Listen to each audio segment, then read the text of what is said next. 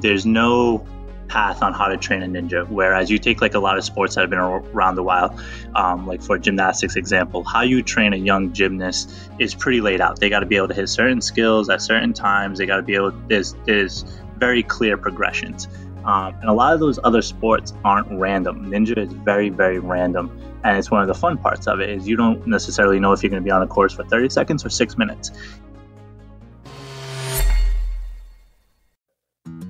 Shout out to the awesome people at Sen City.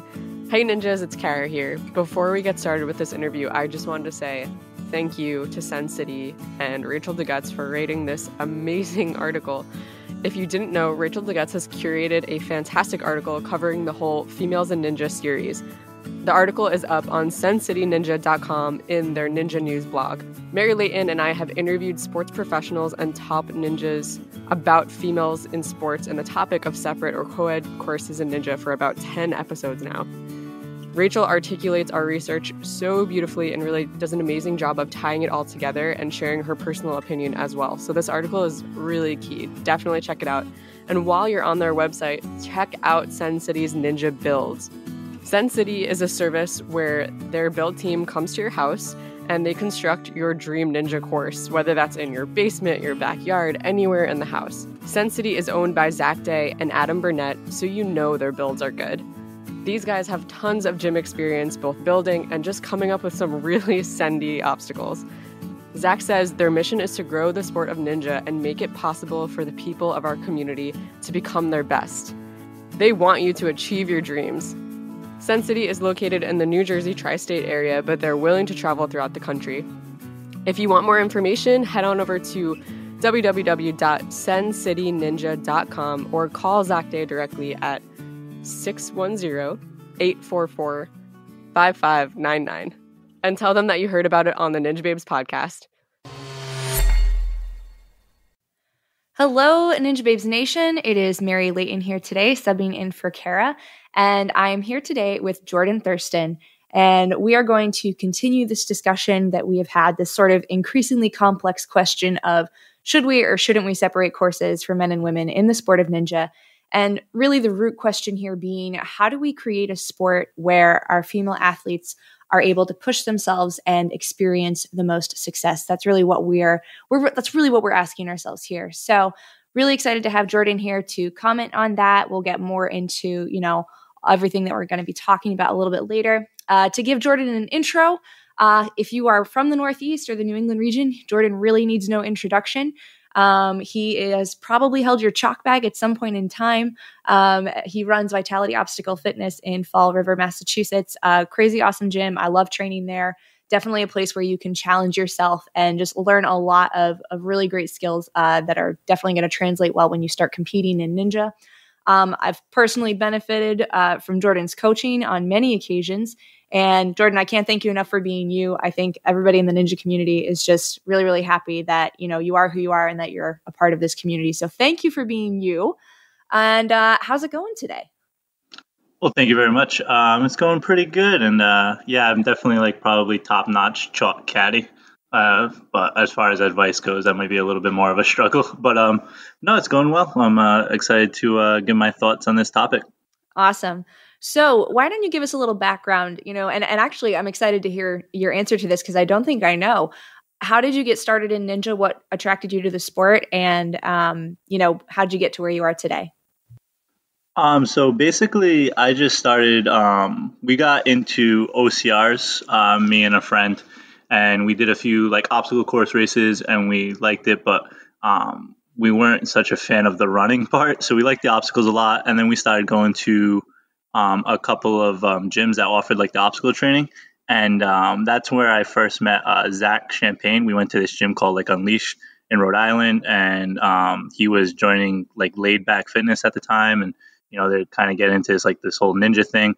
And I was training people in a park, actually. And we were looking for a indoor location because obviously that's not very functional during the winter around here. So we were looking to get an indoor spot, and at the same time we were getting into this obstacle stuff and learning a lot about the ninja warrior stuff. So we figured if we had a location that was kind of indoor, we were going to build on it. And then I always be more like for OCRs and regular fitness, and then we started getting kids involved, and that kind of went into the Ninja Warrior aspect of it, and we just started kind of going with the flow with that, and it just started becoming more and more a Ninja Warrior based gym than anything else.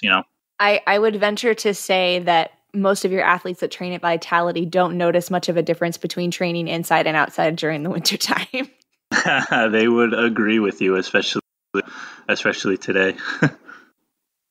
Yeah, that's pretty funny. Oh, man. Well, thank you for that background, Jordan. So jumping into this topic here. So we have had a lot of questions regarding, should we or shouldn't we separate courses for men and women? It all kind of started back with an episode that I did around gender bias. We've had a lot of different voices kind of comment on the topic from a physiological standpoint, a psychological standpoint, just really looking at the athletes and the differences between male and female athletes and, how could the psychological side of that impact their training? We'll get into that a little bit later. But before we kind of dive more so into the specifics of those and your thoughts, why don't you give us your initial thoughts on this topic? When somebody asks you this question, like, should courses be separate for men and women? Like, what are your initial thoughts? I would say absolutely, especially being such a new and young sport and just seeing like what we've been able to see over the past, 3, 4, 5 years between the NNL, the show, UNAs, any kind of competitions or anything like that, and just seeing how the athletes, but 100% agree that the athletes should be on different courses. There should be a male course and then a female course. They could be similar. How people go about those changes, I guess, would take a lot of time to figure out, but I definitely think they should have different courses. So what's your reasoning behind saying that courses should be separate for men and women? Like, what's your primary motivating factor to say, yes, they should be separate? It does come to mostly physiology, but one thing that we want to consider is that it is a very new sport, and I think getting off on the right foot of it would be very important. And if you keep the expectations up that they have to compete on the same courses and yet they're scored differently, I think if you continue to go down that route, it's only going to get harder and harder because as you look at even over the past 4 or 5 years, which I've been involved in the sport, you look at how the courses have adapt and they favor a lot of, the upper body dynamic movements. They're flashier to watch. They require a lot more skill. They're fun to train. And it's not that women are incapable of doing those moves. It's the fact that when you put them into a course and you have the conditioning and the power base that is those moves, it's going to be a lot more difficult for your average woman to be able to perform these moves over and over again than the average male.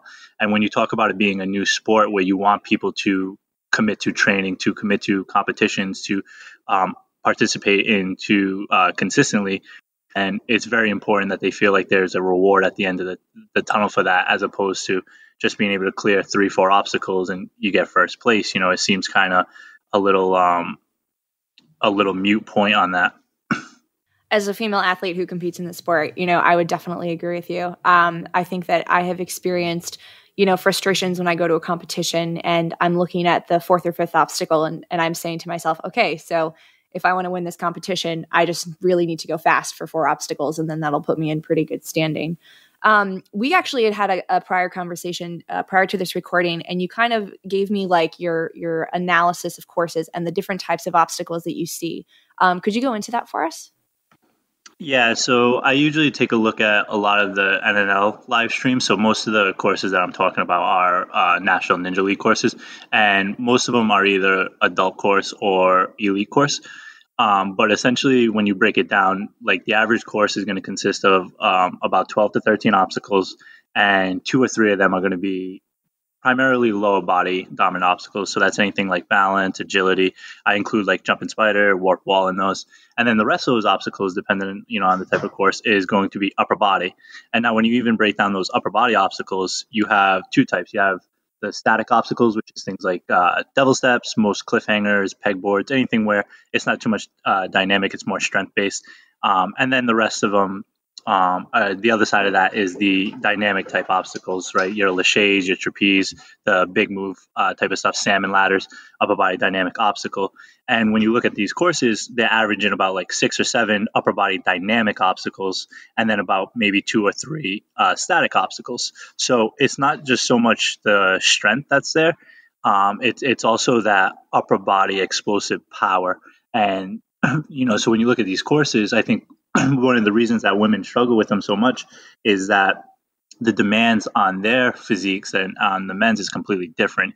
And ninja is a highly skilled sport as well. So it's almost like you're not just giving the men an advantage, you're giving the women a disadvantage by giving them the same course. Those are some really good thoughts there. So what would the ideal course design be for a female athlete? What sort of course could a female athlete experience the most success on? Assuming that, she's training these skills, just as dedicated as a male athlete.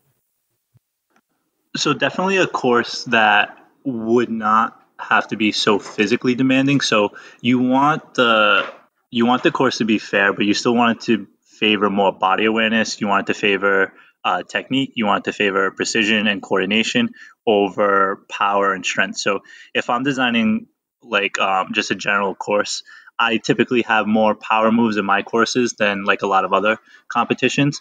And, I see that the women typically aren't going to get as far. So what would rather be if I was just designing a course for females, then I would be able to go into that course and change from the power moves and say, all right, we're going to do more of single base throws, mix in more of the lower bodies as well, a little bit more of the body awareness type obstacles that include like the entire body, like body props, jumping spiders. But if you do even if you have like upper body dynamic throws, instead of doing things that are like for distance or that are vertical or to like hard grip objects, you can do more of the single moves that involve more coordination, like say like an unstable bridge or UFO, things like that. That it instead of taking the time to build strength and power, which men are going to be able to do at a quicker rate, it favors more of the skill and the practice. So that athlete can then go back into the gym and say, oh, I need to work on the coordination. I need to be able to have this skill. I need to be able to get good at this particular obstacle. And typically those obstacles can be completed if you have a certain amount of physical attributes as well. Nice. So when you are designing a course for, say, an NNL competition, what does that process look like for you? I know that whenever at Ultimate Obstacles, that's the gym that I train at, for those of you who don't know, I also work there. Whenever we're designing courses, I'm usually the voice that's like, guys, this 5th obstacle is really, really hard. And, I want to create a course that is doable for female athletes to get farther. So it's not just a race to the 5th obstacle.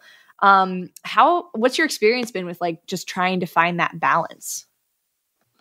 Yeah, it's really tough. And that's one of my points about them, that they should be separate, because I think it would make it easier for the gyms to give courses that can fit both, and you look at it with this year of them doing elite courses, adult courses, and master's courses, you take a look at each one of them and you're like, okay, like I'm allowed to make the adjustments I think are appropriate. So so these athletes can kind of show off their skills a little bit more. And that makes it a lot easier.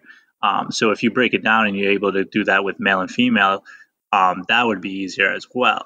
And so, because when I'm thinking of a course, like my first goal is I want it to be progressive. So, the first few obstacles, the first 3 should be like the kind of obstacles that anybody can do if they just walked into the gym.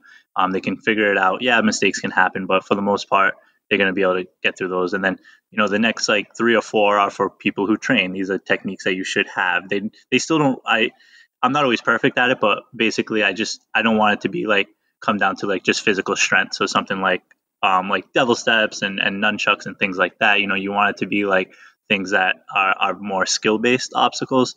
And then as we get further into the course, that it takes a higher demand of skill, it takes a higher demand of strength and power, and then, as well as putting that conditioning aspect into it as well. But it's always hard to factor in everything that's going to go through an athlete's mind, especially, when they only get one shot on this course. So it makes it very tough. So the more you can divide up the basically the waves and how they're going to run it and who this course is for, it makes it a little bit easier to not just say, oh, I need to complete this one obstacle. It's I need to run this course. And that's the name of the sport, is being able to run courses. So, but that requires somebody to design these courses, and there's a variety of what they're able to do. And, some courses are better than others. But the more specific you can make that course and have a goal in mind, and you can see what target audience you have, then it makes it a lot easier to be able to follow the more so a template or a guideline. Jordan, I think that you should put together a course on course design, because everything you're saying here it just makes so much sense. And yeah, to your point, you want it to be an experience where you're an athlete and you're doing a course. I think we were doing some testing for the Ultimate Obstacles NNL, and I was testing the elite course, and I was going through it. And one of the coaches was like, Mary, like, you got to slow down. Like, this course isn't meant for you to just be fast. And I remember standing at the front of one of the obstacles, and I was like, that's all I know.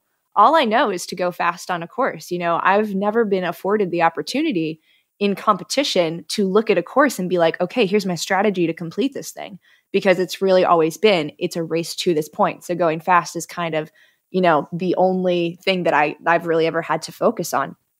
So using that as a jumping off point, what are your conversations like? You coach a lot of elite female athletes, a lot of athletes in the adult division as well, a lot of female athletes in the adult division. What is course planning like, given the fact that right now courses aren't super fair? They do favor men over women. What does the planning process look like when you have those considerations?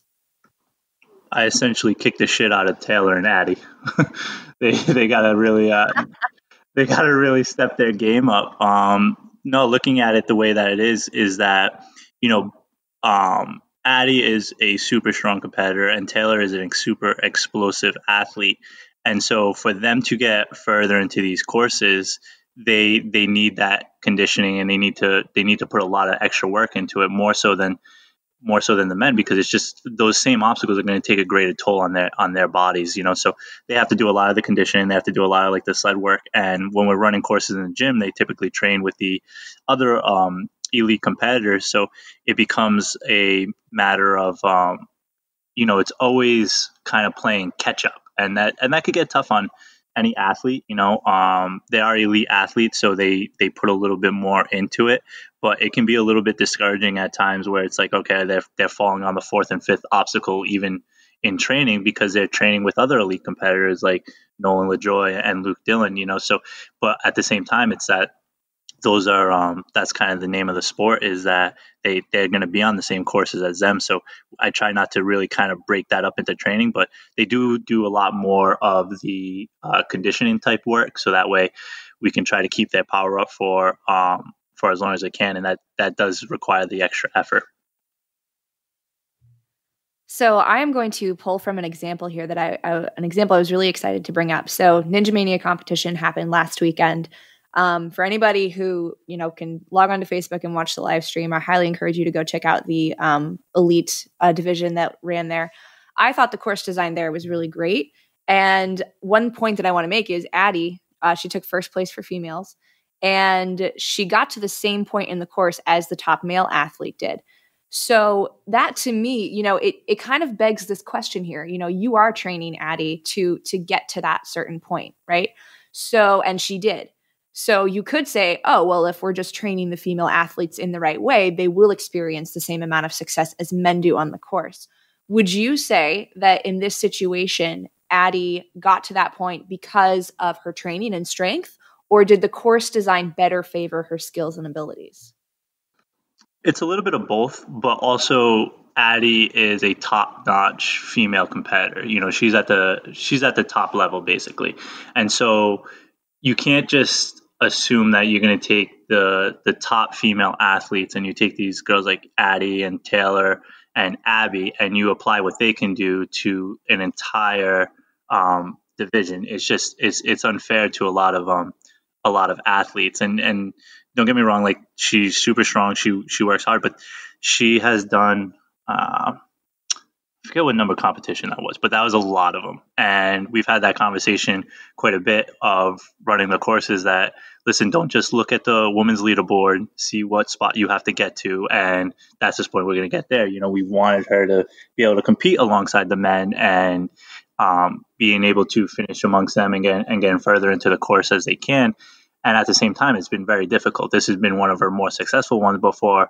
Better or not, it hasn't been. She beats the other women, but when you compare it to the men's side, she kind of finishes middle of the pack, which is great in itself, but that's only compared to the leaderboard. And this is, she's, in my mind, the top female athlete. So to take that expectations and then apply it to a whole field of athletes isn't exactly, I think, a smart move. And the course design at Ninja Mania it was very good. There was a lot of things that you can miss on. They had the body prop, they had the balance, and the cane, which was one of the more strength moves, was still a technical skill in transition through. And Taylor fell there, but in Redemption, she was able to pick it up and all right, I got the cane down. It's something that I can practice and work with. So it was very kind of like a motivating thing, And then it went into the barrels, which was, all right, it's a lot of moves. It's that power. So the conditioning came in to help. And then, they had a really tough nunchuck obstacle. So they had very good progression to their course, But again, the athletes do not decide how that course is going to be designed. So if they go into one that's not, we want them to feel as prepared as they possibly can. But at the same time, I got to keep in mind that they're not designing that course for these women. And that to me is, it goes back into, it's just kind of like a big disadvantage to them, and being scored differently. I don't see why you would continue to have them on the same course. Yeah, that makes a lot of sense. So still kind of pushing this idea of female athletes, playing devil's advocate here. I was recently watching a video of, it just kind of popped up in my YouTube stream of things to watch, and it was a figure skating competition. And it was talking about this one athlete. I wish I could remember her name right now. But essentially she had thrown 2 quadruples followed by triples, which are very difficult moves in figure skating for anyone who's familiar with that sport. And historically speaking, females weren't really throwing those tricks. But with the sport, as the sport's evolving and continuing to progress forward, and a lot of the commentators on the feed were also saying that, they're saying these athletes are learning these tricks earlier and earlier, and you're seeing the female athletes now able to throw some of the tricks that, the male athletes are doing. So I know a lot of talk in the ninja community, and many people will say this, is that we're training these athletes up from a younger and younger age, our female athletes as well as our male athletes. What are their limitations going to be? We don't know. The sky's really the limit for the athletes that have been training, from the time they're kids up through adulthood, because they already have so much of that skill on lock, because they've just been training it for so long. What do you think is the realm of possibility for female athletes as we get into the future? Do you think we're going to start to see those gaps lessen when it comes to power, when it comes to, the amount of obstacles that females versus males are completing? I would say no, I don't think so. I think because of the way it seems like courses are going, and this is if it stays on this trend of the upper body dominance, I think that being so new, there's no path on how to train a ninja. Whereas you take a lot of sports that have been around a while, for gymnastics example, how you train a young gymnast is pretty laid out. They got to be able to hit certain skills at certain times. They got to be able. There's very clear progressions. And a lot of those other sports aren't random. Ninja is very, very random. And it's one of the fun parts of it is you don't necessarily know if you're going to be on a course for 30 seconds or 6 minutes. And so when you talk about training for that, it's very hard to pin down a certain level of progression and train them earlier. But we're also training the male side of it a lot earlier on too. It's not just that all right, the males go with certain progression and you train kids in a different way and you expect them to be able to do certain skills or complete certain obstacles by a certain age group. And we're not doing that with the females because the males are more dominant. With we're doing that with both athletes because the sport is new and there's no one way to train any of them. So both genders are training at an early age, and that's going to be an advantage on both sides. So basically, when it comes to skill development, it's going to become time on obstacles. But when it comes to the physicality development, it is going to favor the male. So instead of trying to rely on, are they getting proper training? Are they, going to be genetic beasts? Are they just, they do put the extra work into the physicality. I think it would be better to give them a level playing field and level expectations and then watch those athletes excel. Because one of the biggest problems with female sports is that whenever a female does what a male does, it's an underdog story. And that's always great in sports, and that's where I think, a lot of the rules in these competitions stem from what American Ninja Warrior decided to do, and have them all out on the same course. And they kind of went up through that. And an underdog story makes it very interesting to watch. It gives you something to root for. And, they do it all the time. Oh, this women's competing amongst men, and they're going off of that. But there's still a bias that they're already at a disadvantage. Otherwise, they wouldn't be an underdog. So I think it's a weird double standard where, yeah, we like to see those stories of like these female athletes doing whatever a male athletes can do, but that's not what sport is for. Like it's an underdog story, and that's always great to see, but sport is about highlighting what these athletes are capable of doing, both physically and mentally. And when you talk about like Addie having a great moment like that, like, yeah, that's great, but it's still that underdog feel to it. Whereas opposed to if they're on separate courses, separate brackets, it brought in more competition that they knew exactly what they had to train for. Instead of saying, wow, she crushed it, she even finished among the men's, it's wow, that athlete can really crush it based on her hard work and not being a female. So you're putting her in a different category just to make her more apparent, where it should come down to who's training right, who can execute, who can commit to this process and commit to this sport. And that's where I think it should lean. And one of the ways to do that is by giving them separate courses and seeing them train earlier and earlier and seeing what they're capable of do on both sides, both males and females. That's such a great point, Jordan. I think one of the things that we talked about in my episode with Kara, I would say it was a couple months ago, was, the way that the news covers female athletics and female sports. And usually it's not as exciting as men, or to your point, it's an underdog story. And I think that's a fantastic point because, we want these female athletes to be celebrated. But if it does constantly come with that stigma of like, oh, they're coming up from behind, like, you're right, you don't ever really get to truly celebrate the achievements of these women. So I think that's a fantastic point. Yeah, it just by putting them into similar categories, it's great for that one female, like I said, like the Addie Hermans, the Jessie Lebrecks, the Jessie Graffs, to go out there and really show the level that they're at. But they're always basing it compared to what the men can do, because the men are based on a higher level, and there's going to be more of the male side of it. But you're creating the women as an afterthought. And I think that if we talk about what's good for the sport, I know everybody likes to say like Olympics and all this stuff, and it's not so much about what kind of events we're doing or how much money is involved into it. It's about getting people to commit time into this sport. And the way to do that is by, earned wins. Is that as an athlete, you want to feel like your hard work is paying off.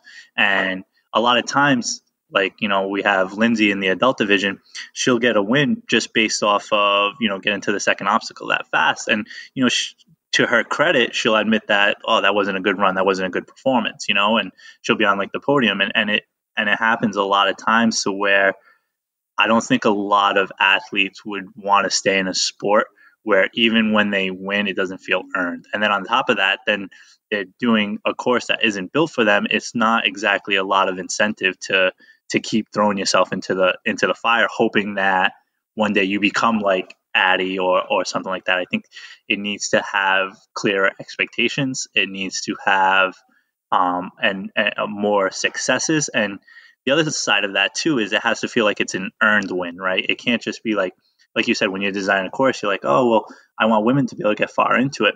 You don't want it to just feel like it's a softball either. You can't have it just as a gimme of like, all right, we're just going to put up these easy obstacles and clear it, because then if you do that, then it's just a matter of, well, that was too easy. And if anybody got off like one of my courses and they said that would be like the worst thing ever, So it you don't want to give them like a softball. It has to be a good balance. And the more that you can be precise on who that course is for, then you can give them a good balance. It's just like if you were training a ninja one-on-one and you're going to set up a course just for that ninja, just so they can work on what they need to work on, that's going to be much more effective than if that person just went into a random open gym and just did whatever course they had set up. It's going to be better training. It's more targeted. And so as course designers or as gym owners or anybody who runs a ninja program, knowing that the expectations of what that athlete has to do, you can then give them a clearer path to success and say like, hey, if you put in the time and you work on this, then eventually it's going to pay off.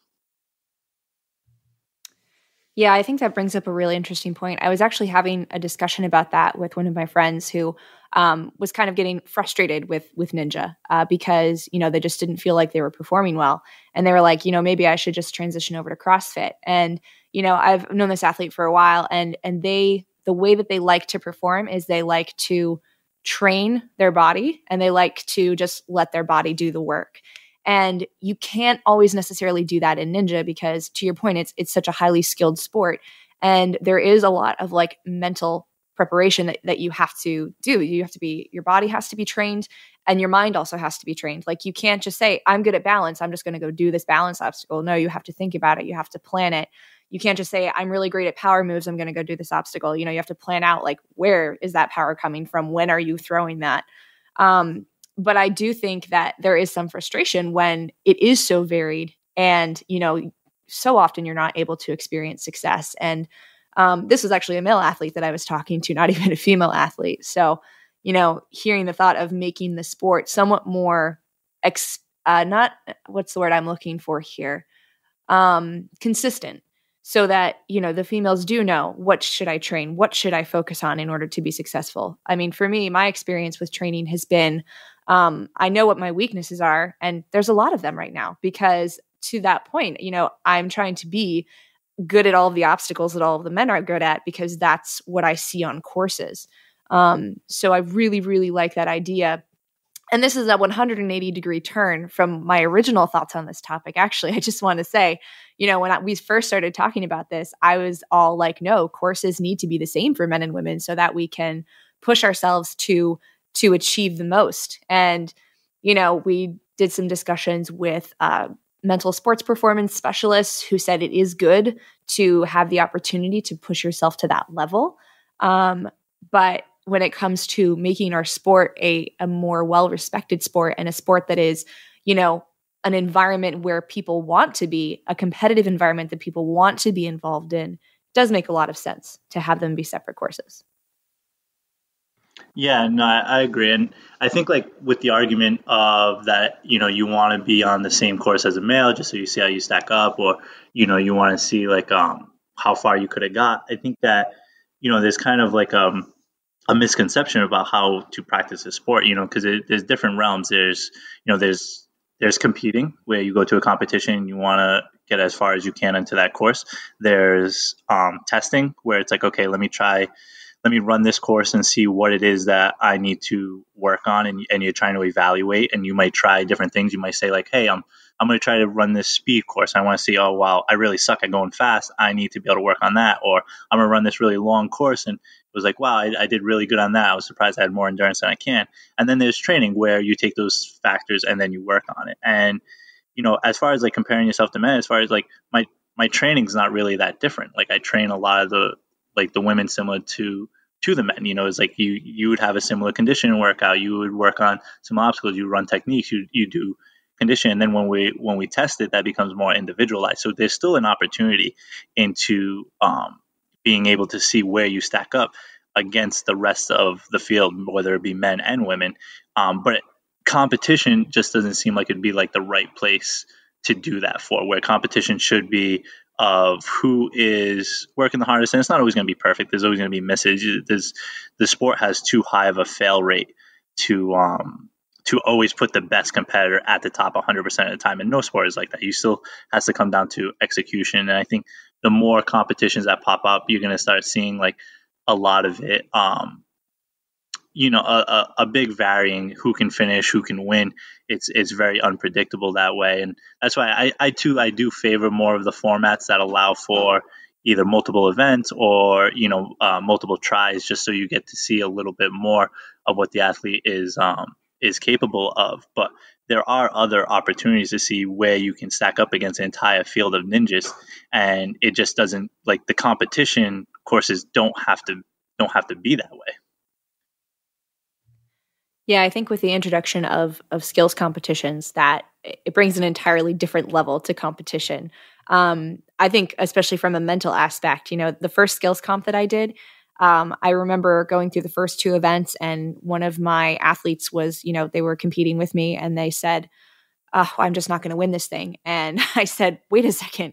There's 6 more events. Like, there's a lot that could happen." It's just so different from a course run, because of the fact that on a course run, you mentally prepare beforehand and then you do it. And if you failed, you're done, right? You only have to experience that one failure. And, if you're an elite athlete, you're done. But if you're an adult athlete, or a kid, you get to continue.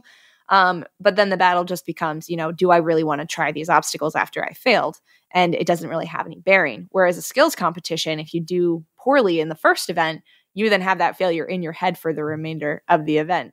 But I do really like the skills competition formats, because I think it does allow the athletes that, maybe haven't been able to really put together a good course run to show that, I am a good athlete, and it allows them to experience that success and a reward for their hard work, which, experiencing success in any sport is a huge key to motivation. So I want to jump back to one point that you made, how you kind of train the female and male athletes, with relatively similar workouts. Do you think if we did start to see more of a differentiation, courses for female athletes specifically, courses for male athletes specifically, do you think the way that we train would change? Yeah, I think the way that we train is always going to be always kind of going to be changing, and that's kind of a good thing, and that's kind of the exciting part about being a new sport, is everybody kind of can look at what they think is most optimal and what they think is best for them as well. But I think being able to change the courses, I think that I would definitely like, because a lot with the female athletes is like, okay, like, let's practice these individual techniques. They'll put more time into that. They're working on the same techniques as the other guys might be working on, like the males, but we might do a little bit extra work, because that clearing that one obstacle could be the difference between, where they finish, as opposed to, with a lot of the males, it's like, okay, like, yeah, you work your one technique, but now let's get into your course runs. Like, you're going to be running courses. You want to be comfortable with conditioning. You want to be skillful under that fatigue. You want to know what it's like to run a course of 13, 14, 15 obstacles, because you don't have to worry about so much of that one move or that one strength being the factor. So your training would then have to reflect that. So if we can design courses for women, well, you start to see what they look like, So if I design a course for training and we have a group coming in and it's elite competitors, like, the course is going to be, 12 to 13 obstacles. It's going to be upper body dynamics. And I'm not necessarily expecting that Addie and Taylor are going to be able to clear this course. Do I want them to? Absolutely. But we're going to then run that course and then isolate whatever technique is giving them the problem, and they're going to spend a lot of their training session there. Then, like, when the males come in, they run it, and you see how far they get in. They're like clearing. It's like, okay, now you're going to clear it. Now you're going to rest. Now you're going to try to clear it again. And now it's like, all right, like, you're starting to slow down when it comes to this obstacle. We need to work on your endurance, or you can't do a cliff range. So it's always kind of like evolving, and it's very, very individualized too, because again, you don't know. That you're going to have to run a course, but you don't know what that course is going to contain. So like you said, sometimes it feels like you have to train everything. And, so when it comes to having women and men, you want them to be working on all aspects of it, because the second obstacle could be a line of nunchucks. It could be, a 10-foot lache or anything like that. So you want them to feel as prepared, and then you individually break it down from there. So when it goes into competitions and you're seeing women get further into the courses, or seeing courses that are able to kind of depict their skill set a little bit better as opposed to just clearing 3 or 4 obstacles. You're able to see a lot more of that athlete. You're able to analyze a lot more of what they can do and what they can't do, and then they have to be able to take that back into training. So I think it's information that you get from when you see these competitions and these course runs. And with the women, you just don't get a big sample size, So, like you said, it feels like you have to work on everything, So it can be a little bit more of a challenge. I always believe in the philosophy of training up and playing up, and it works really well. And like I always believe that one of the best ways to get better is to just be around people that are better than you at whatever it is that you're doing, or be around people that can do whatever it is that you wish you can do. That's it's a big factor. But at the same time, if you take an athlete who isn't mentally at that level where they haven't had a chance to be able to see that payoff, then that can be pretty that can really hinder their performance and their effort level. Especially in ninja, when you talk about being such a mental game and the amount of work that it takes to be able to to be able to build up to that skill level and that strength level, then that's going to make a big difference. And you then have a big placebo effect on your hand. If you take an athlete who likes to feel like they have to keep up and they drive off of that, even if they just feel like that is working, that could make all the difference. And if you take an athlete who that makes them feel overwhelmed, or that makes them feel like they're just not improving as well, it doesn't matter if they are or not, then it comes down to that placebo effect of whatever they believe is going to work will most likely work. And so I think it's good for a lot of the females to train with the males, but again, it depends on the athlete. I am definitely one of those people that benefits from training with people who are better than me. Seeing somebody up at a really high level, it motivates me to train harder so I can get there too. So you mentioned that you have boys and girls training together. I want to take a step back here. So we're kind of, establishing with this conversation that we really think it would be more beneficial for the sport of ninja to see separate courses for men and women. What about the different age divisions, starting from 6 to 8 and all the way through the masters? Would it be more beneficial to see separate courses all the way across the board? And, the reason I ask that is because I think we've seen historically that up until the preteen division, maybe, the boys and girls perform equally well at an equally high level. So what would be your take on separate courses for boys and girls, men and women throughout all of the age divisions?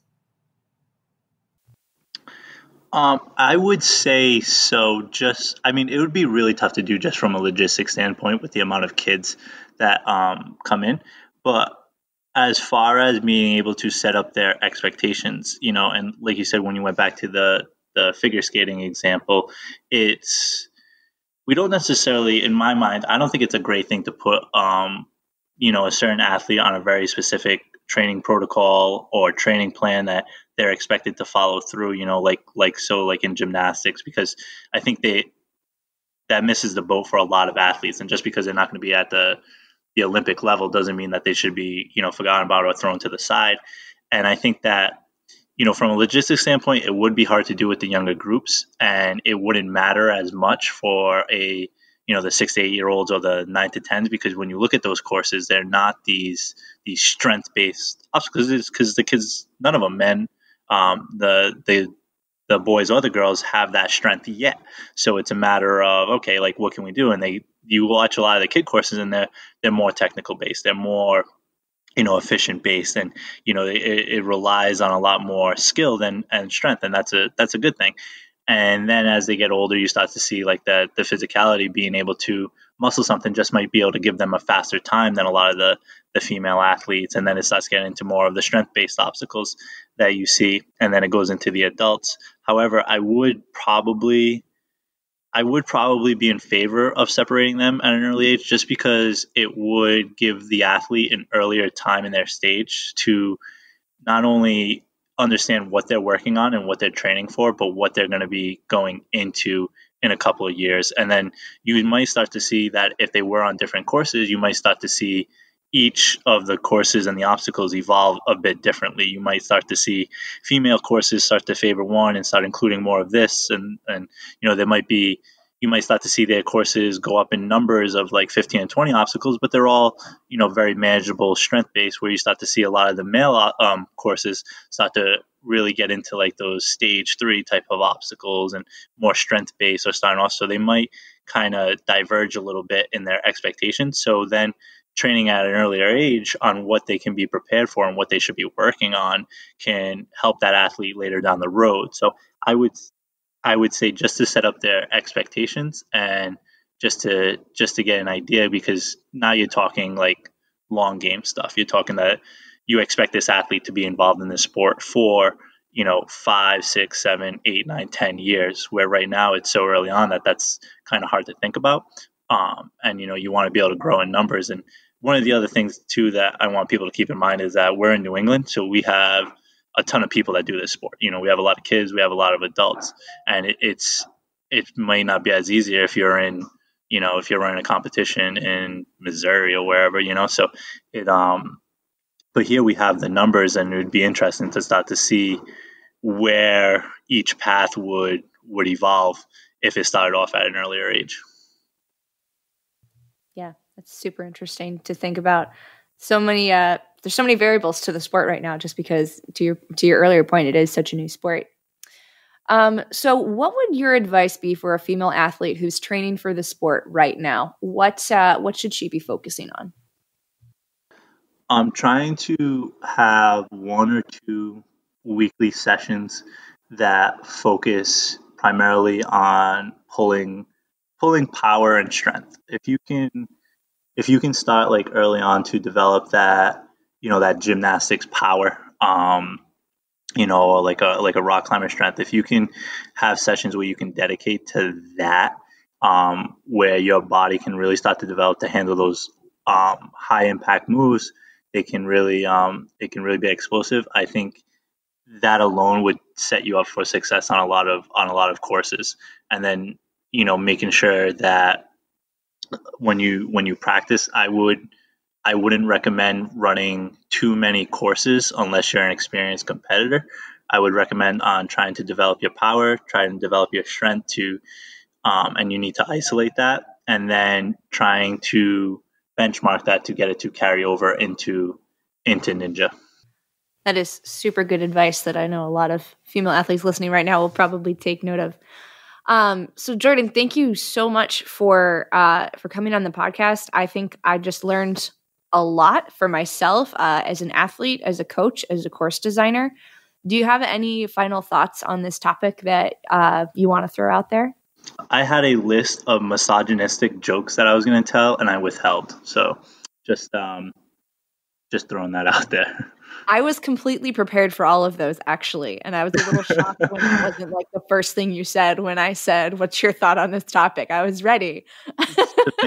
Samantha literally warned me about 2 minutes before I turned the computer on to not tell these jokes. So.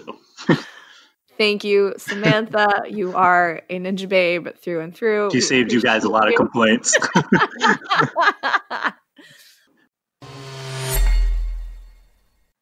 Hey Ninjas, thanks for listening, and thank you for supporting the Ninja Babes podcast. If you like this episode and you found it helpful, please subscribe to the podcast and leave us a review. And of course, the best way to share the podcast is just sending it to a friend. Remember, this podcast is made possible because of people like you. If you want to be more of a support to the production of the Ninja Babes podcast, please head over to patreon.com/Ninja Babes, and you will see all different ways that you can support us there. The podcast happens because people are willing to partner with us. And so you can see all these ways that you can give from just $6 a month to $20 a month. The 4 levels that you see there will allow you to not only partner with Ninja Babes, but be an insider. You will know before anyone else what is happening next within Ninja Babes. What are the projects that we're working on? You'll be able to give your input and be more of a voice within the happenings of Ninja Babes. Depending on what level you pick, you'll also get special gifts like thank you discount codes for the Ninja Babes store, free product gifts throughout the year, and you'll be part of a monthly call that lets you know what's happening next in the world of Ninja Babes. So check it out. Thank you again for listening. And the last announcement is if you do want to register for USNL, don't forget you can head on over to theultimateninja.tv to register. You can use code NinjaBabes for $100 off registration. And don't forget, if you enter with the code, we will be drawing names in April to give 3 lucky winners free registration. So check it out. Thanks for listening. Catch you soon, Ninja Babes. Be strong, be you, be a ninja babe.